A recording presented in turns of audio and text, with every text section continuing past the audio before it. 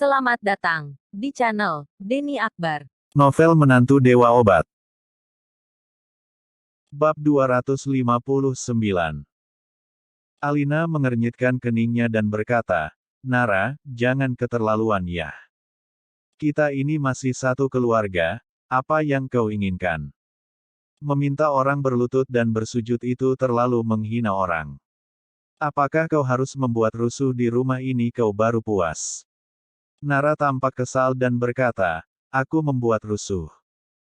Aku hanya bersikap adil dan melakukannya sesuai perjanjian. Kenapa mau bertaruh kalau dia kalah bisa menghindar dari hukumannya sedangkan jika aku kalah maka aku harus menuruti permintaannya?" Lalu Alina berkata dengan marah, "Nara, bukannya aku mau memarahimu tetapi masalah ini dari awal sudah salah. Oh, kalau Hiro kalah dia harus membuang harga dirinya dengan berlutut dan meminta maaf. Sedangkan kalau kau kalah paling-paling Hiro hanya akan bertanggung jawab atas perusahaan bahan obat. Kau juga tidak akan rugi apa-apa. Aset itu juga masih milik keluarga kita. Sedangkan Hiro yang dia pertaruhkan adalah harga dirinya. Hiro sudah sangat toleran kepadamu. Dia sudah begitu rendah hati terhadapmu, bagaimana mungkin kau masih bisa mengatakan hal seperti itu?" Nara langsung tercengang. Dia tak menyangka ibunya bisa mengucapkan kata-kata yang begitu tidak masuk akal seperti seorang bajingan itu. Nara telah mempertaruhkan seluruh perusahaannya tetapi hasilnya tidak sebanding dengan harga diri orang lain. Dan mengenai aset yang katanya masih milik keluarga sendiri, apakah menurut mereka Nara tidak tahu apa yang sedang mereka rencanakan? Batin Nara. Jika perusahaan itu benar-benar jatuh di tangan mereka berdua, Hana dan Hiro pasti akan menelannya kapan saja mereka mau. Apakah mereka benar-benar telah menganggapnya sebagai orang bodoh? Tetapi Nara tidak berani mengatakan kata-kata ini. Kedua orang tuanya lebih memihak Hiro. Dia sangat jelas tentang hal ini. Jika dia benar-benar ingin membahas hal ini maka keluarga ini pasti akan tercerai-berai. Setelah menghela nafas dalam-dalam lalu Nara menggertakkan giginya dan berkata, "Ma, kau tidak perlu terlalu muluk-muluk. Situasinya seperti apa, kita semua sama-sama tahu sendiri. Aku tetap dengan kata-kataku tadi. Hiro harus bersujud dan berlutut untuk meminta maaf." Alina tampak sangat marah. Kau. Bagaimana caranya aku bisa melahirkan putri seperti kau yang begitu tidak berbakti? Alina sambil menangis dia memukul dadanya. Hana dengan wajah jijik berkata, "Nara, akhirnya aku bisa melihatmu dengan jelas. Kau yang sekarang benar-benar membuatku sangat jijik." Beberapa dari mereka yang mulai membuat keributan membuat Nara tampak pucat tetapi dia berkeras untuk tidak menyerah. Kali ini bukan masalah taruhannya tetapi yang paling penting adalah mempertahankan harga diri Reva. Reva mengernyitkan keningnya. Sebenarnya dia juga tidak peduli apakah Hiro akan berlutut atau tidak. Tetapi karena Hiro telah bertaruh dengan Nara, istrinya jadi apa yang telah dikatakannya waktu itu tidak dapat ditarik kembali. Di tengah keributan beberapa orang itu tiba-tiba Reva melambaikan tangannya dan berkata, "Nara, lupakan saja.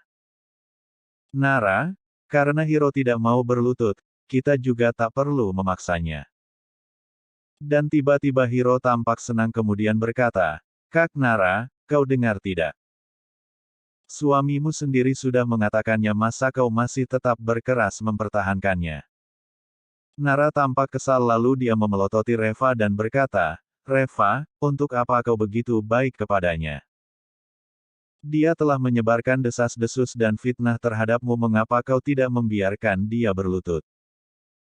Reva terkekeh dan menggelengkan kepalanya kemudian berkata, "Nara, tak ada gunanya berlutut juga. Oh ya, ngomong-ngomong temanku si Tiger itu sudah menelepon polisi. Masalah fitnah seperti ini hanya masalah sepele.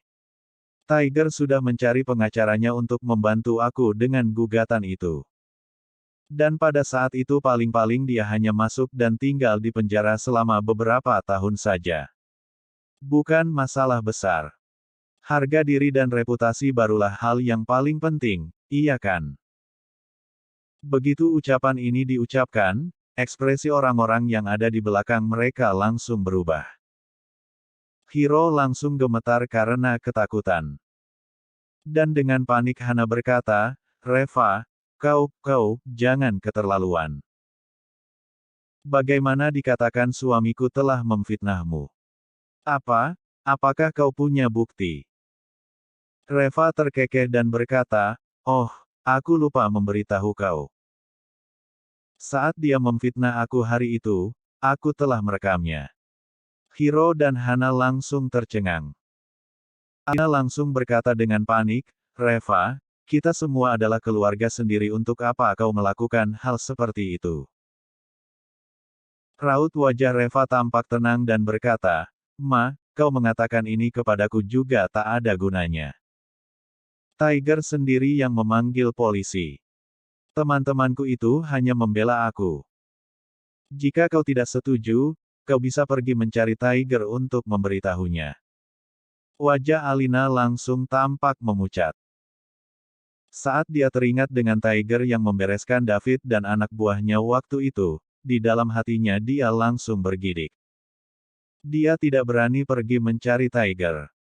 Nara langsung tersenyum dan berkata, "Oh, jadi begitu. Baiklah, kalau begitu dia tak perlu berlutut.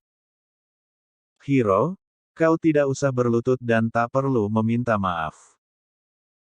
Wajah Hiro langsung pucat dan dengan suara gemetar dia berkata, "Kakak ipar, kita semua adalah keluarga sendiri, untuk apa seperti ini?" Reva dengan pelan berkata, "Keluarga sendiri. Ketika kau ingin membunuhku, apakah kau pernah berpikir bahwa kita adalah keluarga sendiri? Hiro, sekarang aku akan memberimu dua pilihan. Berlutut dan minta maaf atau masuk penjara. Kau pilih sendiri." Hana tampak kesal dan berkata, "Reva, apakah kau harus benar-benar bertindak sampai sekejam ini?"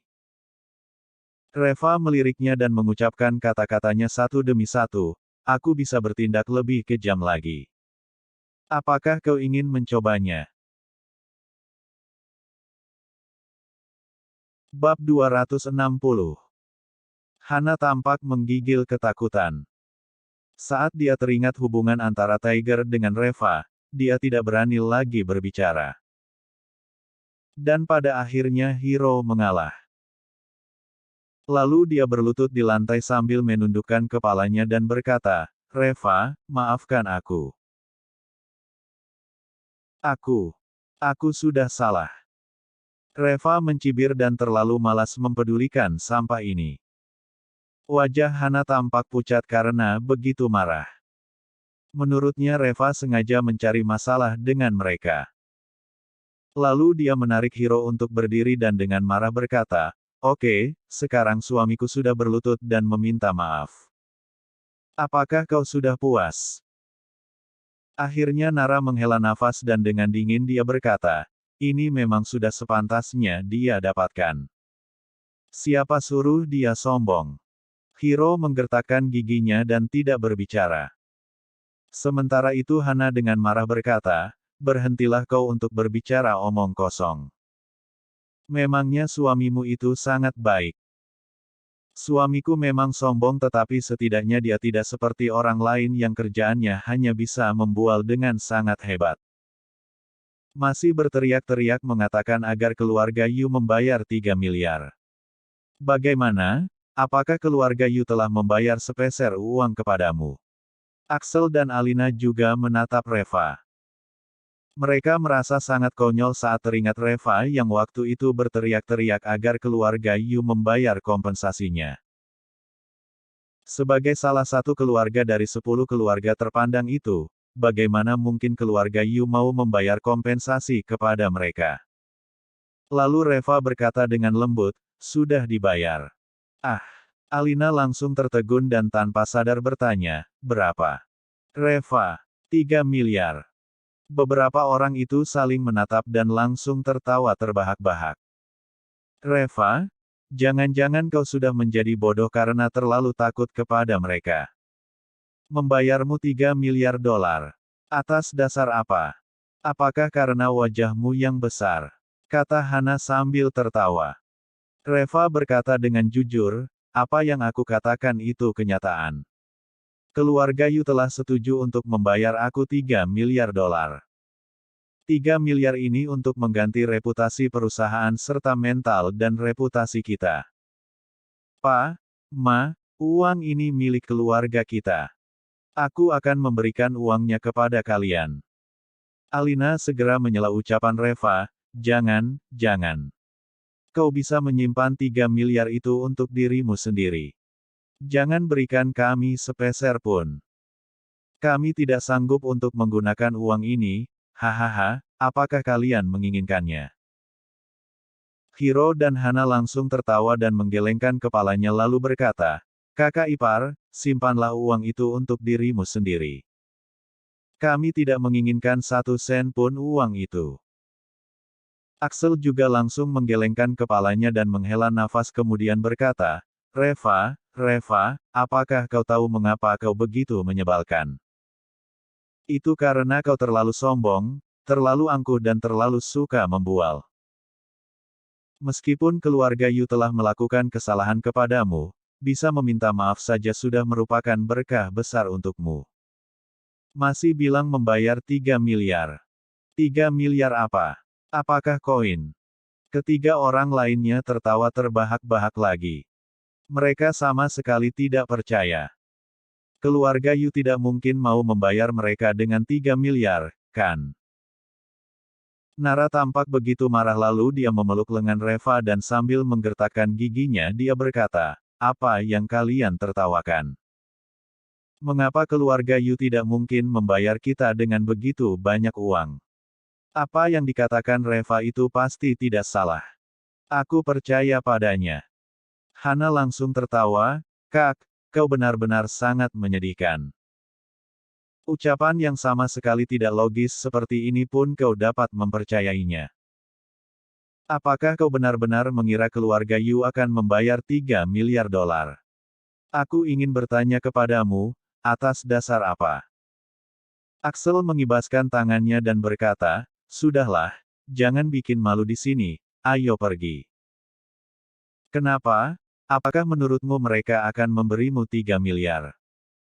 Beberapa orang itu tertawa lagi lalu membalikkan badannya dan berjalan keluar. Begitu mereka berjalan ke pintu, terlihat ada beberapa orang dari keluarga Yu yang berjalan ke arah mereka dengan dipimpin oleh adik kelima dari keluarga Yu. Mereka juga tampak sedang membawa seseorang dengan darah di sekujur tubuhnya. Orang itu adalah Ryo Yu. Wajah adik kelima dari keluarga Yu itu tampak sangat jelek tetapi saat melihat Reva dia masih tersenyum kepadanya. Tuan Li, sesuai dengan perintah penatua keluarga Yu, kami telah mematahkan seluruh gigi Ryo. Dan atas nama keluarga Yu sekali lagi, kami meminta maaf kepada Anda. Mata Axel langsung membelalak dengan lebar. Apakah permintaan maaf keluarga Yu selalu dilakukan dengan begitu tulus dan sempurna? Adik kelima dari keluarga Yu itu melanjutkan ucapannya, ngomong-ngomong, kami telah mentransfer 3 miliar uang kompensasi itu kepadamu. Dan Anda bisa memeriksanya kapan saja.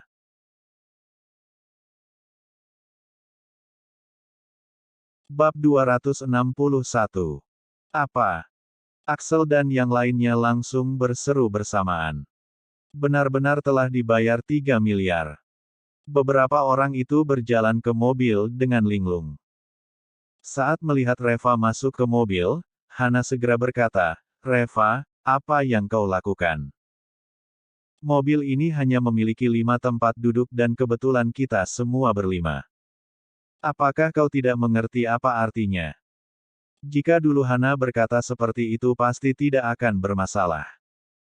Tetapi kali ini begitu dia selesai berbicara, Axel langsung tampak kesal dan berkata, diam kau.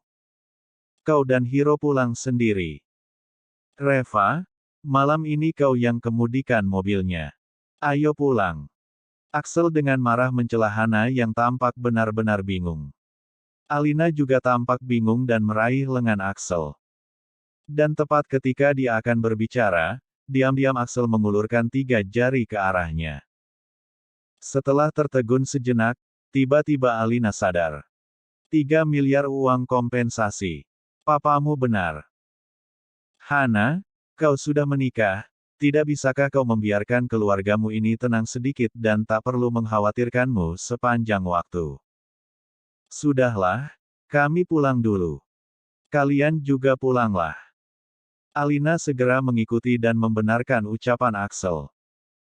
Lalu mereka berempat pergi dan meninggal Hana yang berdiri di sana dengan tatapan kosong. Suamiku, apa yang terjadi dengan kedua orang tuaku? Hiro dengan tak berdaya berkata, apakah masih perlu dikatakan lagi? Sudah pasti itu karena 3 miliarnya Reva. Dan Hana langsung terpana. Ya, Reva sudah tidak seperti dulu lagi. Dalam perjalanan pulang, situasi di dalam mobil itu sunyi. Axel dan Alina yang duduk di barisan belakang mobil tampak sangat canggung. Apa yang terjadi malam ini benar-benar di luar dugaan mereka. Tidak hanya masalah Reva yang disalahpahami tetapi yang paling penting sekarang adalah dia benar-benar telah mendapatkan kompensasi sebesar 3 miliar. 3 miliar dolar. Berapa banyak hal yang bisa dilakukan dengan uang itu? Rumah mereka yang kecil dan bobrok sudah waktunya untuk diganti. Di rumah mereka juga tidak ada mobil sport.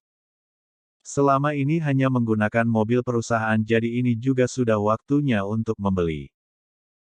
Perabotan dan peralatan rumah juga sudah harus diganti dengan yang baru. Pakaian, perhiasan dan semua yang mereka inginkan, selama ini semua keinginan-keinginan mereka benar-benar berada di luar jangkauan. Tetapi dengan memiliki 3 miliar ini akan berbeda. Dengan 3 miliar ini mereka dapat mewujudkan semua keinginan mereka. Membeli villa dengan dekorasi mewah, peralatan dan perabotan rumah tangga yang baru, mobil mewah, baju baru, perhiasan dan sebagainya semua pasti bisa terbeli. Dengan 3 miliar ini keluarga Su benar-benar bisa menjalani kehidupan orang kaya. Tetapi, kartu ini ada di tangan Reva. Apalagi mereka berdua sedari tadi terus mengatakan bahwa mereka tidak akan meminta sepeser pun uang itu. Lalu bagaimana mereka harus berbicara sekarang? Saat melewati sebuah bank, Axel langsung mengedipkan matanya pada Alina. Alina tampak sedikit tidak enak hati tetapi kemudian dia berkata, Revaku, berhenti sebentar. Reva dan Nara tampak bingung. Alina tidak pernah bersikap begitu sopan dan manis kepadanya dulu. Reva lalu menghentikan mobilnya dan bertanya, Ma, ada apa? Wajah Alina memerah dan sulit berkata, Begini, ucapan orang-orang dari keluarga Yu biasanya belum tentu benar. Mereka mengatakan bahwa sudah membayar kompensasinya tetapi mungkin saja itu tidak benar. Ini kebetulan kita lewat depan bank, bagaimana kalau kita turun untuk memeriksanya? Jika uangnya tidak ada, lebih baik cepat pergi mencari mereka. Jangan sampai nantinya mereka menunda-nunda dan tidak membayar. Reva terkekeh dan berkata, Ma, tidak apa-apa. Orang-orang dari ke-10 keluarga terpandang itu semuanya telah menjadi saksi. Keluarga Yu tidak mungkin menunda ataupun tidak membayar. Uangnya pasti sudah ada. Alina merasa malu tetapi penasaran juga hatinya. 3 miliar dolar. Apapun yang terjadi dia benar-benar ingin melihatnya. Reva, lebih baik kita periksa dulu saja. Setelah itu baru lega. Kemudian Reva tersenyum dengan ringan lalu memarkir mobilnya di sisi jalan. Lalu Alina dan Axel mengikuti Reva keluar dari mobil. Dan mereka bertiga berdiri di dalam ruang ATM bank yang kecil itu. Karena terlalu ramai sehingga pintunya tidak bisa ditutup. Keduanya lalu meregangkan leher mereka dan melihat Reva memasukkan kartunya ke dalam ATM. Setelah menekan kata send saldo pada layar, Reva mengklik tombol informasi. Dan pada saat ini, mereka berdua langsung gemetaran sambil menatap lurus ke layar. Setelah beberapa saat, angka-angka itu muncul di layar ATM. Angka-angka itu didahului dengan angka 3 dan diikuti dengan serangkaian angka 0. Axel dan Alina telah memeriksanya sebanyak 2 kali tetapi masih saja tidak mengerti. Dan pada akhirnya Alina mengulurkan jarinya ke layar dan menghitung angka nolnya satu per satu dengan jarinya. Itu benar-benar 3 miliar. Suara Alina terdengar bergetar. Dia sama sekali belum pernah melihat uang sebanyak itu dalam hidupnya. Meskipun aset keluarga Su dikatakan bernilai lebih dari 100 juta dolar tetapi rata-rata itu adalah nilai properti mereka dengan ditambah sedikit uang tunai. Tetapi sekarang kartu ini. Yang ada di dalam kartu ini adalah uang tunai, cash. Kemudian Reva langsung mengeluarkan kartu Ilu dan sambil tersenyum dia berkata, "Pa, Ma, uangnya sudah ada. Jangan khawatirkan akan hal itu lagi. Ayo, mari kita pulang." Axel dan Alina mengikuti Reva masuk kembali ke dalam mobil. Dan untuk beberapa saat mereka berdua seolah-olah belum pulih kembali. Setelah sampai di depan rumah tiba-tiba Alina berkata, Reva, itu tadi kau kan mengatakan bahwa uang ini diberikan untukku dan ayahmu. Nara langsung menyela ucapannya dan berkata, "Ma, barusan kalian sudah mengatakan bahwa kalian tidak menginginkan sepeser pun dari uang ini." Bersambung. Jangan lupa subscribe dan like-nya. Terima kasih.